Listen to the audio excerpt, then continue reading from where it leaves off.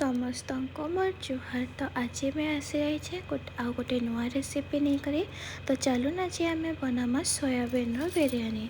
तो इन सोयाबीन के पहला आम पानी रे पकई देछे टिके सोक करवा लगी। आ साइड रे इनो में इंडिया गेट रो बासमती राइस के भी पानी रे आधा घंटा बतरेबार लगी छाड़ी देछे। भल से पहला 2-3 थर धोई देला परे टाके पानी रे बतरेबार लगी छाड़बार अच्छे। टिके पानी रे बतरे देले चाउलटा माने भातटा टिके झड़ी झड़ी पड़ला बाकी हेसी। तो देखो इनो राइस बनाबार लगी पैन गोटे डेक्ची रे में नहीं जाइए। पैनटा हल्का फुटी बसला परे इलायची लवंग दालचीनी तेजपतर टिके बागी नून एतकी पके देकरी चाउल पकईदेली आके फुटबार लगी छाड़ीदेली। तारपरे साइड रे गोटे कढ़ई रे तेल नहीं जाइए। तेल रे प्याज पतला पतला काटिकरी इनमें में भल से पूरा गोल्डन ब्राउन हेबार तक मैं भाजी दीछे। प्याजटा पूरा डीपली फ्राए होला परे इनो अदा लहसुन बटा टिके मैं नहीं जाइए। अदा लहसुन संगे लाल मिर्चा भी टिके बागे बाटी देथिली। हल्का टिके 2 मिनिट ताके भाजी देला परे जेन सोयाबीन में बतरे कर रखी सेटाके भी इनो ऐड करदेली। तो एतकी सब पकाला परे भल से एटाके मिक्स कर देमार अच्छे।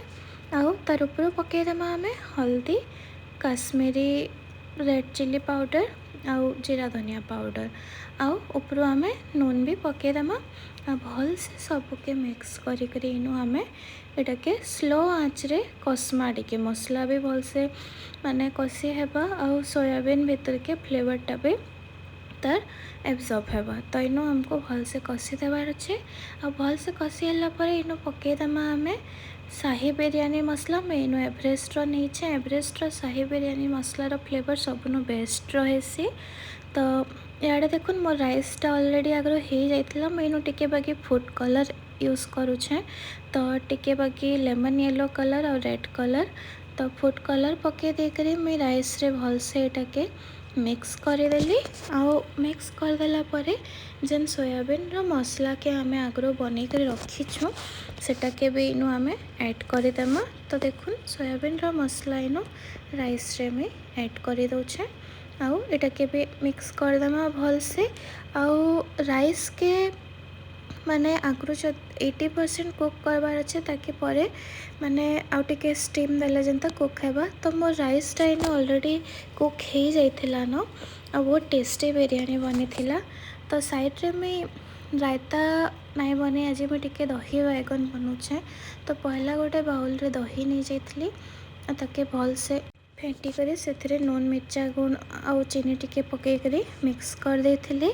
आउ साइड रे मैं इनो तड़का भी प्रिपेयर कर। तो कढ़ई रे टिके बाकी तेल गरम होला परे टिके हिंग सोरसो जीरा फुटला परे इनो मेसिंगा पतर सुखा मिर्चा और प्याज में काटिके रखी आंग्रो एटाके पकईदेमा। इे देखो साइड रे बैगन भी फ्राए हेबार लगे मैं छाड़ी देछे।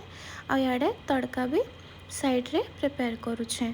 तो बैगन फ्राए होला परे दही रे ताके पकईदेली।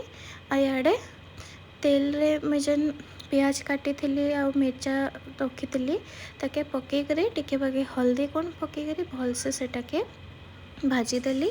देखुन तड़का रेडी हो गला परे ताके आमे मिक्स करदेमा आमर दही बैगन रे। तो आज मैं शॉर्टकट रे क्विक रेसिपी अप्लाई करी बनी थी सोयाबीन बिरयानी और दही बैगनटा बट बहुत ही टेस्टी बनी था। निश्चय ट्राए करेंगे थरे रेसिपी। आमर वीडियोटा केता लगला मते कमेंट रे निश्चय जणाबे। आमर वीडियो के लाइक करदेबे। Thank you.